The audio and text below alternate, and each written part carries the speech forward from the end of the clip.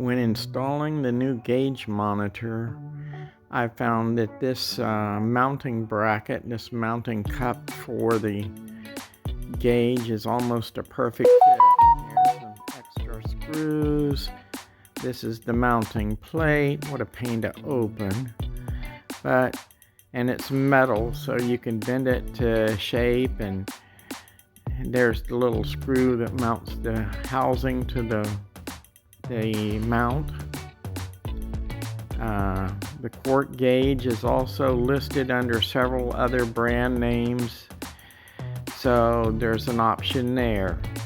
When you're installing the gauge, I found that if you look here, the gauge is just too tight to fit in there. So I said okay, and wondering what to do, and I thought, well, okay, let's take it out and take a look at it.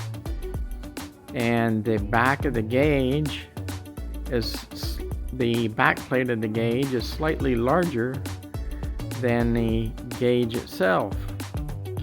So I said, looking around where I was sitting, I had a nail file, so I figured I'd just use a nail file on this right here and make it the same size as the gauge. Pretty simple there. I guess you could use a X-Acto knife and trim it up, and just keep working on it till it's a nice fit. And you can see that it's even, just about even all the way around. So try and push it on one more time here, and it looks like, oh, you don't forget to turn the gauge the correct way when you push it into the housing, because you can't turn it once it's in there. You'd have to push the gauge back out, and to do that I used a large screwdriver through the wire hole to push it back out if need be.